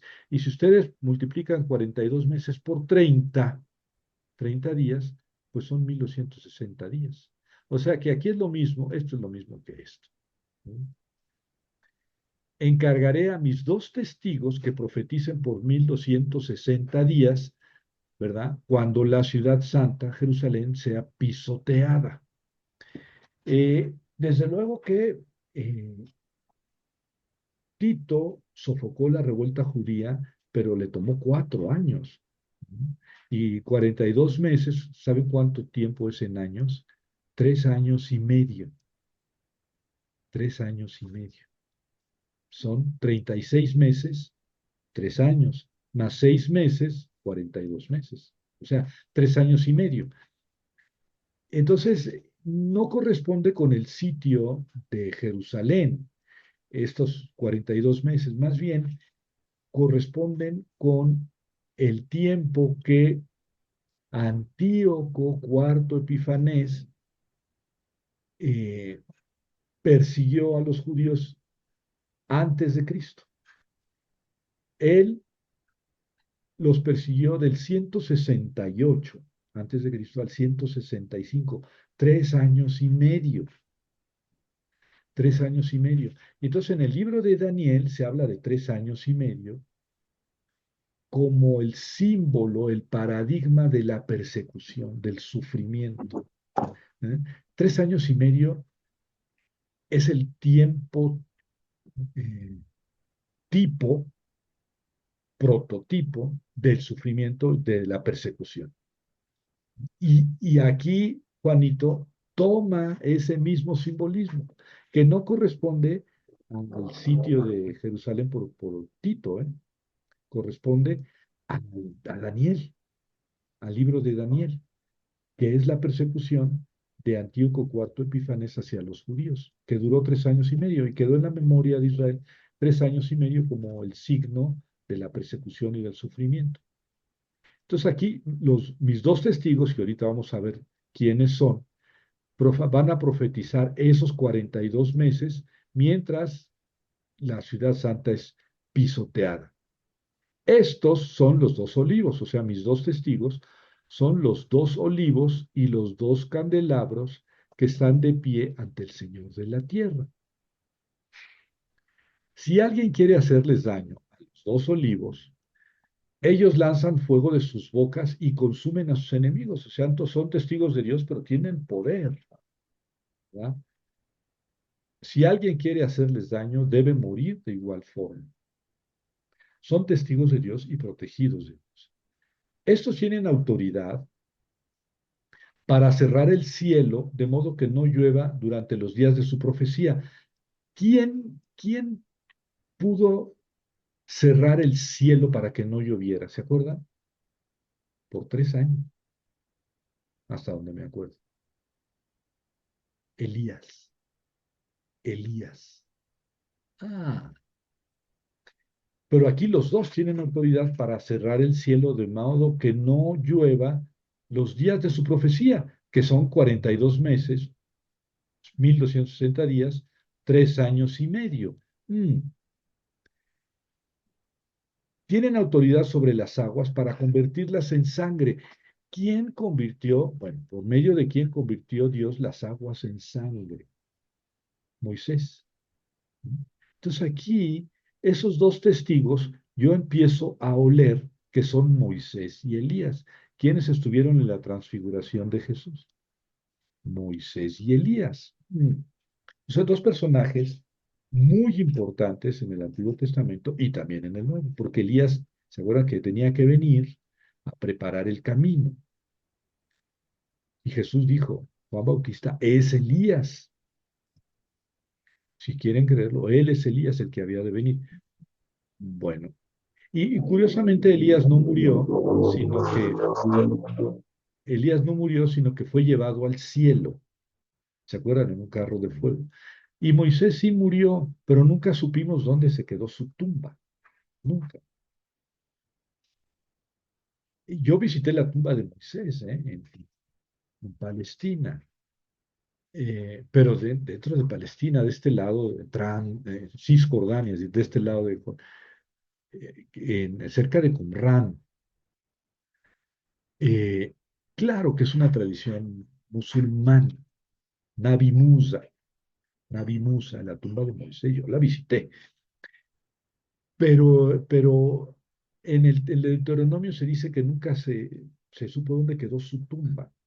Por eso también puede pasar o pudo pasar como que no murió. Moisés es el personaje más importante del Antiguo Testamento. Es el gran caudillo que sacó a Israel de Egipto. Es digamos, el intermediario de las 7 plagas, el que se peleó con el faraón, que sacó y condujo al pueblo por el desierto. También es el mediador de la ley.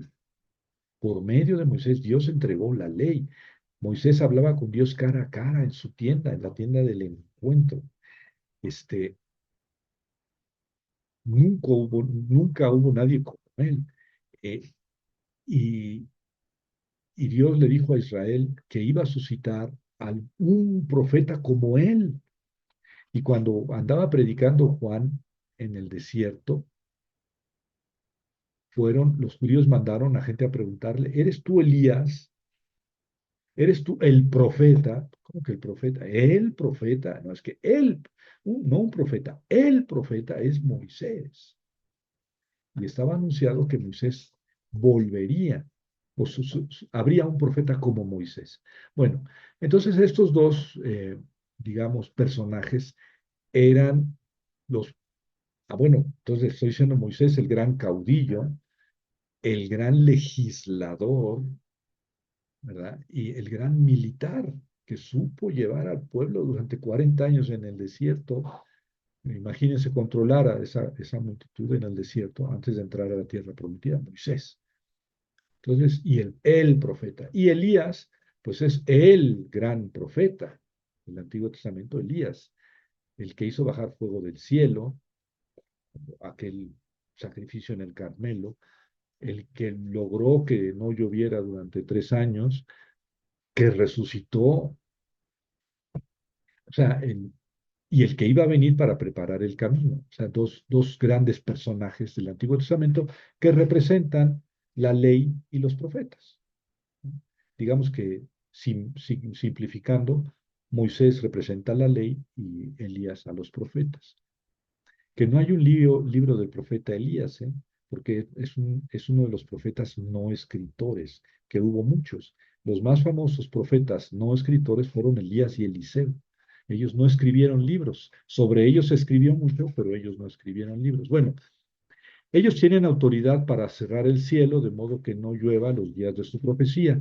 Tienen autoridad sobre las aguas para convertirlas en sangre. Aquí está claramente alusión a Moisés, para azotar la tierra con todas las plagas cuantas veces quieran. Sigue en la alusión a Moisés.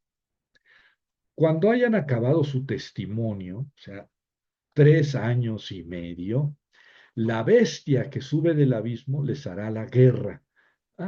aquella que fue desatada y que salió con un ejército enorme.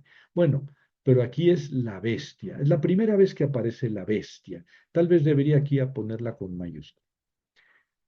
La bestia es el imperio romano, así, sintetizo, es el imperio romano. Que sube del abismo, les hará la guerra, los vencerá y los matará. Los va, o sea, a pesar de su poder, van a ser atacados, van a morir. Sus cadáveres estarán en la plaza de la gran ciudad, que en sentido espiritual se llama Sodoma y Egipto, en donde su Señor fue crucificado. Sí, aquí dice que es donde su Señor fue crucificado, es la única vez que se habla de la crucifixión de Cristo, en el Apocalipsis. Pero el Señor fue crucificado en Jerusalén, y aquí dice, en sentido espiritual es Sodoma y Egipto. Pero aquí queda claro que es Roma, es Roma, o sea, la, la ciudad de la bestia. La bestia es Roma. Y entonces, ya entiéndeme, Javier, o explícame, ¿es Roma, es Sodoma, es Egipto o es Jerusalén? Pues a lo mejor es todas esas grandes ciudades poderosas que se opusieron a Dios, que se opusieron a Dios, ¿verdad? Ahí estará los cadáveres de Moisés, bueno, de estos dos testigos de Dios. Mirarán sus cuerpos gente de los pueblos, tribus, lenguas y naciones durante 3 días y medio. ¿Ven? 3 días y medio. O sea, 1260 días, 42 meses, 3 años y medio. Aquí simplificado en 3 días y medio, porque es cuando mirarán sus cuerpos. Digamos que el mismo número, pero en pequeño, ¿no? O sea, 3 días y medio, no 3 años y medio. No permitirá que sus cuerpos sean puestos en un sepulcro. Es la peor de las profanaciones que se puede hacer a una persona, es no sepultarla. Incluso al enemigo hay que sepultarlo. Quedarse sin sepulcro es la peor de las humillaciones. Bueno, pues no van a permitir que estos dos testigos sean sepultados. Los habitantes de la tierra se alegrarán por ellos, porque murieron. Harán fiesta y se enviarán regalos, porque esos dos profetas atormentaban a los habitantes de la tierra. Después de 3 días y medio, el espíritu de vida de Dios entró en ellos. Se pusieron sobre sus pies y con gran temor, y un gran temor cayó sobre los que los vieron. Oyeron una gran voz del cielo que les decía, suban aquí. O sea, fueron resucitados, pero del cielo les dicen, suban aquí, y ellos suben. Subieron hacia el cielo en una nube y sus enemigos los contemplaron. Ahí está una clara alusión, si no a Moisés, si a Elías. En ese momento hubo un gran sismo. La 10ª parte de la ciudad se derrumbó. Por el terremoto murieron 7000, una gran muchedumbre, pero los sobrevivientes se aterrorizaron y dieron gloria al Dios del cielo. Aquí, contrario a lo que siempre ha pasado con las demás plagas, los que no habían creído hasta el momento sí se convierten. El segundo ay pasó. Fíjense que aquí también pasa lo mismo que con el primer ay. No me lo anuncia al principio, sino que me dice, este fue el primer ay. Y aquí dice, este fue el segundo ay. Esto fue el segundo ay. Bueno, aquí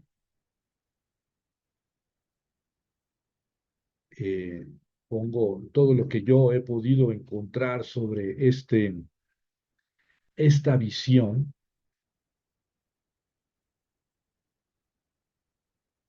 ¿Verdad? Que no voy a repetirlo. Aquí está lo que les he comentado, lo que les he comentado ya.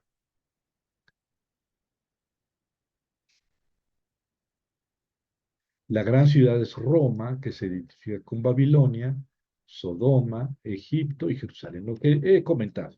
Ya. Bueno, y entonces ya viene la séptima trompeta, ¿verdad? Ya viene la séptima trompeta, en los versículos 15 a 19, que es el tercer ay.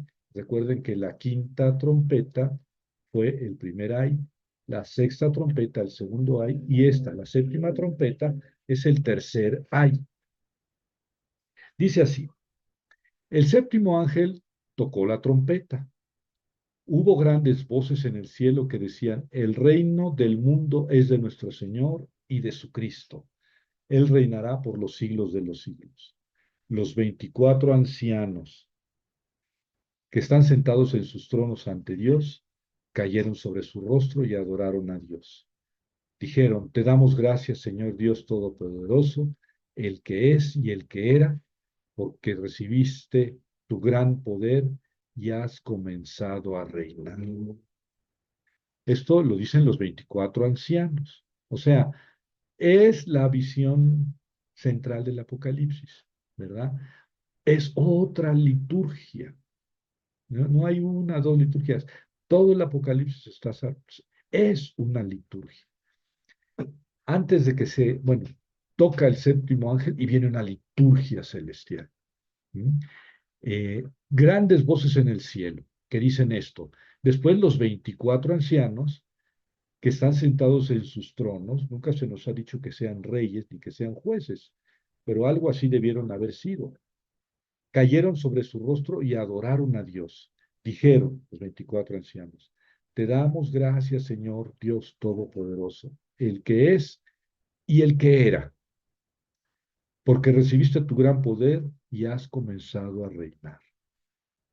El que es y el que era. Al principio dice y el que va a venir, pero aquí ya no dice el que va a venir, no, porque ya esto ya es al rato,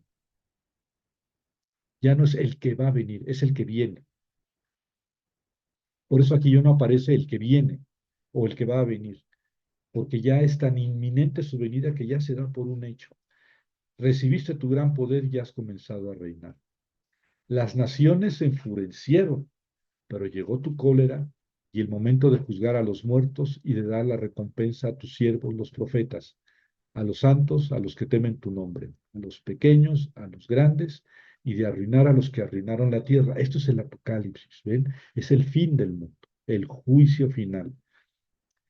Recuerden las almas de los justos allá en el altar, en el cielo, diciéndole a Dios, de los mártires, de los que ya murieron, diciéndole a Dios: Señor, ¿hasta cuándo?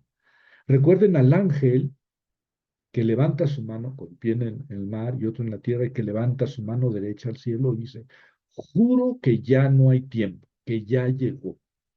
Y entonces viene esta visión, o esas dos visiones, la del librito y la de los dos testigos, que nos sacan un poco de onda, la verdad. ¿Y esto qué tiene que ver aquí? Bueno, pues ahí está.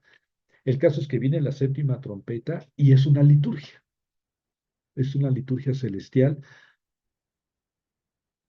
porque el Apocalipsis es una fiesta. O sea, sí hay sufrimiento en la tierra, sí hay desesperación, pero el tiempo que Dios definió ya llegó, ya está a punto.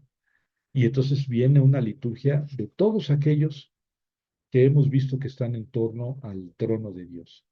Se abrió el templo de Dios que está en el cielo y se reveló el arca de la alianza en su templo. Es decir, ya ven que dentro de la parte más santa del templo es el arca de la alianza con los querubines y adentro las tablas y un poco de maná. Claro que en realidad el arca de la alianza ya no tenía eso en tiempos de Cristo. No, cuando Herodes hizo el gran templo de Jerusalén que conoció a Cristo, ya no había nada en el arca de la alianza, no estaban las leyes ni el maná. ¿Qué pasó con eso? Bueno, si quieren saber qué pasó con eso, véanse Indiana Jones. Sí, una película sobre eso, ¿no? Pues hay algunas especulaciones porque vino Nabucodonosor, rey de Babilonia, 586 años antes de Cristo. Él fue el que destruyó el templo de Salomón. Y, y desde entonces ya no sabemos nada del arca. Algunos suponen que como Jeremías se llevaba bien con Nabucodonosor, porque Jeremías predicaba la rendición. Entonces Nabucodonosor, cuando entró en Jerusalén, le dijo: Jere, tú haz lo que quieras. ¿Quieres que te ponga un chalecito allá en los jardines colgantes de Babilonia? Te lo pongo y te vas allá a vivir tranquilamente. ¿Quieres quedarte aquí? Quédate aquí. ¿Quieres irte a Egipto? Vete a Egipto. Tú tienes pasaporte por todo el imperio caldeo. Y Jeremías quiso quedarse en Jerusalén. Y entonces dicen que él se quedó con el arca. Después los judíos mataron al gobernador. Y y, y se llevaron a Jeremías por la fuerza a Egipto. Entonces de ahí salió Indiana Jones con la idea de que el Arca de la Alianza estaba en algún lugar de Egipto. Pero en realidad ya no sabemos nada del Arca de la Alianza, ¿verdad? Entonces lo que está hablando, de lo que está hablando Juanito, es de algo superior y a la vez simbólico. El Arca de la Alianza, que ya no se conocía en esa época, se abre, ¿verdad? Hay relámpagos, estruendo, truenos, un terremoto y fuerte granizado. Esta es la séptima trompeta. ¿Ven? Eh, Tal, tal cual. Es una liturgia que hay, hay que, hay que vivirla como liturgia, ¿verdad? No se dice quiénes anuncian la llegada del reino de Cristo. Dicen: ha llegado el reinado sobre el mundo de nuestro Señor y de su Cristo. Él reinará por los siglos de los siglos. Y luego los 24 ancianos es los que toman la voz, ¿verdad? Pero de todas maneras es una liturgia, aunque solamente sea, digamos, unas voces que no sabemos exactamente quiénes son, y los 24 ancianos, sí, pero es el mismo escenario que ya hemos contemplado antes, eh, donde se realizan prácticamente todas las visiones. Ahí es donde, digamos, se celebra, se celebra el triunfo definitivo de Dios y de Cristo. O sea que lo que sigue, todavía estamos a la mitad del Apocalipsis, son 22 capítulos, y terminamos el 11, justamente la mitad. Sí, pero lo que sigue ya es el desenlace, ya es el desenlace, a pesar de que vienen visiones, voces, 7 visiones, siete copas y 7 voces, sí, pero ya es el final, ya es el final del Apocalipsis, ya es, digamos, la descripción del triunfo definitivo de Dios. Por eso aquí se adelanta la liturgia. Se adelanta la liturgia. Bueno, también antes ya se adelantó la liturgia celestial porque en el cielo no hay tiempo. En el cielo no hay tiempo. Y entonces, a pesar del sufrimiento humano y de las voces de los mártires, Dios sabe cuándo, sabe hasta qué momento lo tiene todo previsto. Y eso en el cielo es una celebración constante. Bueno, y entonces ya viene, ahí termina el capítulo 11 y luego viene en el capítulo 12, un gran signo apareció en el cielo. Y para nuestra desesperación son 7 signos. Y no, sin embargo, no dice 7 ángeles revelaron 7 signos. Número uno, no, no, ya no. Ya en realidad nos imaginamos que son 7 signos. A lo mejor no andamos tan descaminados en imaginarlo. Pero de todas maneras, aunque nos imaginemos un poco de más, está bien que nos imaginemos que son 7 signos porque seguimos con el ciclo de 7. Y eso es muy de Juanito, es muy del Apocalipsis, ¿verdad? Y después de esos 7 signos vienen las 7 copas, y ahí sí se habla de 7 copas, claramente, cada una, 2, 4, 5, 6, 7. Siguen 7 visiones, que son las visiones finales del Apocalipsis. La última pues, es la Jerusalén celestial, las bodas del Cordero, que es, digamos, la presencia de Dios entre los suyos definitivamente. Así termina el Apocalipsis. Dios va a reinar entre su pueblo definitivamente. La Jerusalén celestial ya no tiene templo. No, no, no, porque ahí está Dios, pues ya no se necesita ningún templo. Ahí está Dios viviendo, ¿verdad? Entonces ya no hay templo. Claro que no es la Jerusalén terrenal, ¿no? Es la Jerusalén celestial, ¿verdad? Y ya, bueno, al final también hay liturgia porque pues son las bodas del Cordero.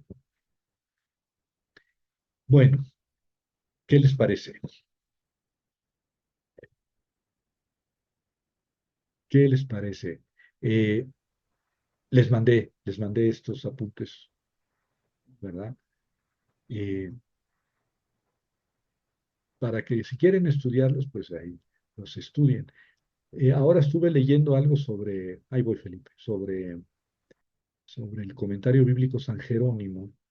Es 3 tomos, 4 tomos, 5 tomos, el comentario bíblico San Jerónimo, que no es un comentario que ha hecho San Jerónimo, no, no.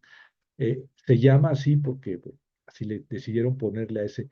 Es toda la Biblia comentada, no tiene la traducción, nada más tiene los comentarios.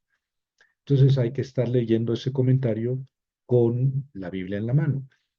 Y tengo los 5 tomos. En realidad la Biblia está comentada en 4 tomos. Y el quinto tomo son cuestiones teológicas sobre la historia de la Biblia, de las lenguas originales y todo eso, la inspiración y cosas de esas.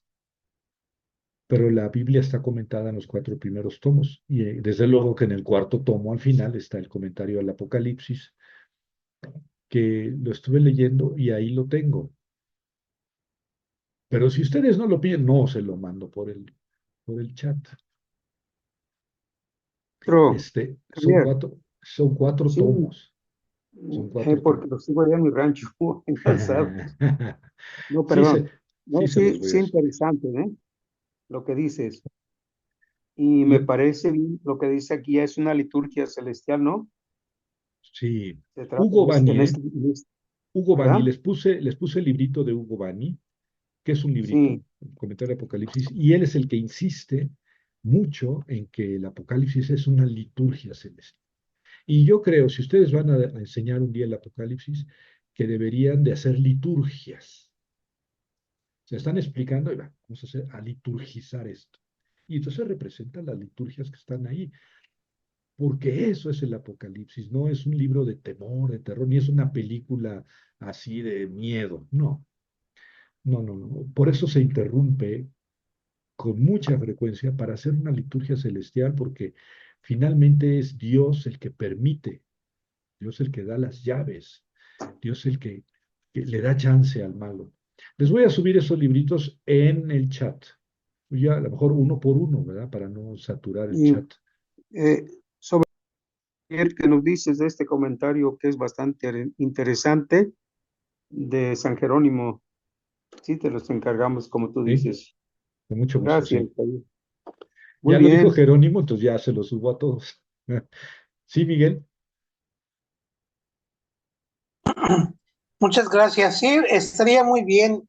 Se ve muy interesante, aparte de tus comentarios que nos das ahorita específicamente con respecto a esto. Y sí es una grande experiencia el de vivirlo de esta manera, porque te imaginas o te trasladas mentalmente en ese momento y no hay imaginación que nos llene de tanta riqueza mental en cuestión de imaginarnos esos escenarios, porque son escenarios que prácticamente, si los llegamos a vivir, ha de ser cuando ya estemos frente al Padre, y eso en el paraíso, si es que llegamos a vivir esos momentos, pero son gratos momentos de vivir, de experimentar, de tener en la imaginación estas escenas de, de conocimiento. Y muchas gracias, ¿eh? Claro, Miguel, es un gusto. Para mí es un gusto, es un honor que ustedes estén ahí escuchando y aprendiendo aprendemos juntos, porque yo no crean que hoy estuve estudiando y ayer, todos los días estudio algo de Apocalipsis, porque no me gusta venir a enseñar las orejas, más bien aprendo con ustedes, con mucho cariño. Felipe, Sí, doctor, muchas gracias. Buenas noches. Desde la segunda sesión me empezó a generar cierto ruido, sobre todo por la descripción que empieza a hacer Juan del coro celestial, y ahorita todavía que se hace énfasis en que esto es una liturgia celestial, eh, pero en el capítulo primero, por ejemplo, hace referencia a que es un ángel enviado del Señor que lo lleva precisamente, y menciona, usted explica incluso en su traducción, cómo estaba en el día del Señor y en el Espíritu. Sin embargo, no sé, me surge la pregunta que solamente hace la descripción del Padre y del Cordero, y entonces el Espíritu, y ahorita, por ejemplo, que leía de esta voz que clama, y luego hay otras voces, quién sabe quiénes son estas voces. Eh, Usted mencionaba incluso en una de las primeras citas del primer capítulo que a veces se confunde esta voz con Jesús. Sin embargo, para mí, por ejemplo, entendiéndolo como liturgia celestial, es la presencia de la Santísima Trinidad.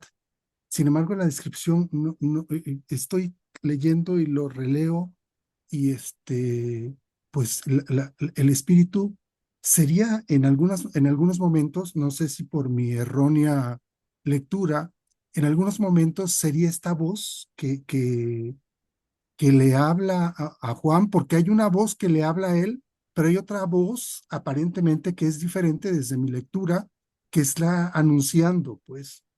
Entonces, no sé, es algo que me generó como ruido, perdone, pero es que es desde la segunda sesión, y si no se lo hago ahorita, este, gracias. al contrario, eh, sí, bueno, de hecho, en la visión, no, claro, los 7 espíritus de que habla al principio, pues puede ser perfectamente el Espíritu de Dios. Mm, Al final, sí dice el Espíritu y la novia dicen, ven, ven, Señor. Eh, sí se le menciona al Espíritu, pero tienes razón, no, no participa. Bueno, fíjate que tampoco participa Dios Padre, ¿eh? Claro, Dios Padre es mencionado porque es el alabado en las liturgias, el que es, el que era, el alfa, el omega, pero Dios Padre habla una sola vez en el Apocalipsis, una sola vez. Y a mí no me gusta lo que dice Dios Padre, ¿eh? La única vez que habla en el Apocalipsis, pero es mencionado, si no como Dios Padre, sí se le dan los títulos, el alfa, el omega, etcétera. Al Hijo también, pero al Espíritu no. Tienes la razón, tienes razón. Digo, sí es mencionado, pero no juega rol en las visiones ni en la visión central. Estoy de acuerdo contigo. A lo mejor le voy a poner más atención porque, bueno, son detalles que uno tiene que irse fijando y luego a veces incluso leer la obra completa, fijándose nada más en ese detalle. Yo diría por el momento, sí aparece el espíritu, sí es mencionado, pero no juega un papel importante, ni en las liturgias, ni en la visión central. Bueno, ya no les quiero quitar más tiempo, son las 9. Yo hoy o mañana les subo esta clase al canal de YouTube y les mando la liga. ¿Ah? Y Javier, ahí voy, una Gerardo. última palabra, perdón. Dice, yo soy el alfa y el omega. Yo soy la raíz y el linaje de David, la refulgante estrella matutina y el espíritu. Y la esposa dice, ven. Y el que oye dice, ven. El que tenga sed venga, y el que quiera tome de balde agua de la vida. Sí, Y el espíritu. sí es mencionado, sí es mencionado. Sí, lo que decía, sí es mencionado, nada más que no juega un rol cotidiano en las visiones. Sí, eso sí está claro, porque sí, las alabanzas y eso es al Padre y al Hijo. El Espíritu es mencionado, pero no tiene un papel central, parece claro. Entonces, les voy a subir la liga y les subo también los 4 tomos, tal vez así en 4 días. Son comentarios a toda la Biblia, Antiguo y Nuevo Testamento, y nada más comentario, no tiene traducción del texto. Les mando un abrazo, que les vaya muy bien. Nos vemos Gracias, en maestro. 8 Buenas días. noches Muchas a gracias, todos. doctor. Buenas Buenas noches. noches. Buenas noches a todos.